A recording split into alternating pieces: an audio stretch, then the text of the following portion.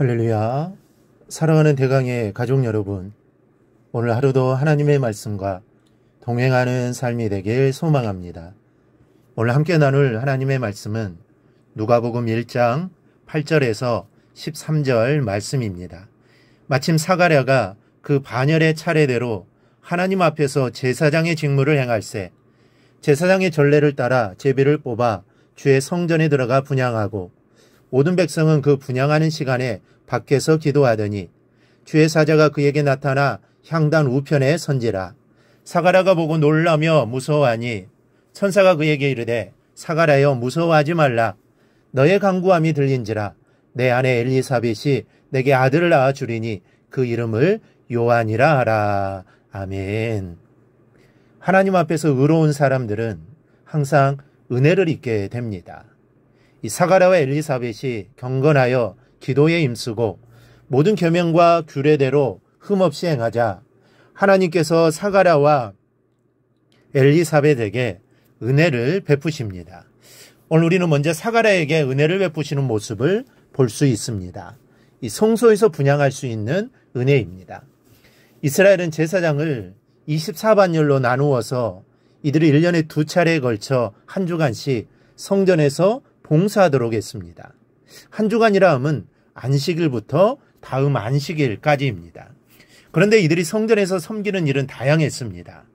불을 준비하는 일, 또 제단을 청소하는 일, 또 분향하는 일, 제단에 제물을 바치는 일 등을 하였는데 이 일은 각각 제비를 뽑아서 하도록 정해져 있습니다.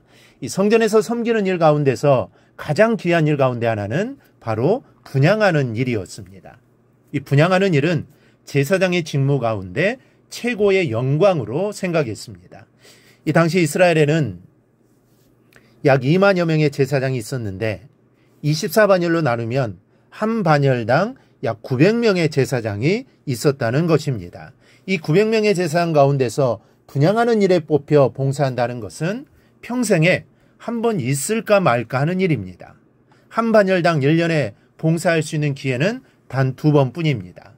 그 기회를 얻는다는 것은 정말 큰 은혜입니다. 왜 그렇습니까? 제비에 뽑혔다는 것은 구약에서는 하나님의 택하심이요 은혜이기 때문입니다.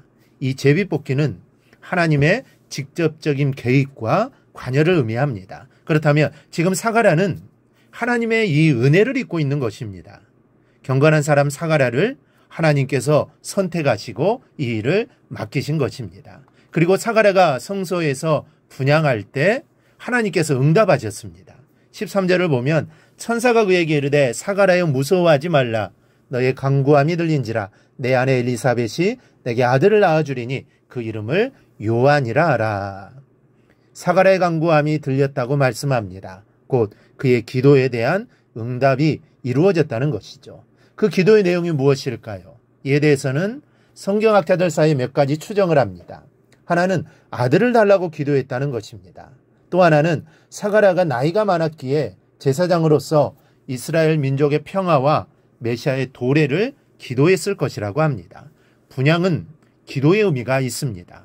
계시록에 보면 분향은 성도의 기도라고 합니다. 그 두루마리를 취하심에 네 생물과 24장로들이 그 어린 양 앞에 엎드려 각각 검은고와 향이 가득한 금대접을 가졌으니 이 향은 성도의 기도들이라. 분향은 꺼져서는 안 됩니다. 그래서 제사장은 아침 저녁으로 향을 피웠습니다. 이 향을 피울 때 사가랴는 하나님께 기도했을 겁니다. 13절에 간구함이 들린지라 라는 말씀이 부정 과거형으로 되어 쓰여 있어서 과거에도 들렸고 지금도 들린다라는 의미를 갖습니다. 그렇다면 이것은 하나님께서 과거에 사가랴가 아들을 달라고 기도했던 것을 잊지 않으시고 이 시점에서 응답하셨다라는 뜻이 됩니다. 또한 사가랴가 메시아의 도래를 위해서 기도했다면 하나님께서 메시아의 길을 위하여 세례 요한을 허락하셨다는 뜻도 됩니다. 여하튼 중요한 것은 하나님께서는 백성의 기도를 잊지 않으신다는 점입니다.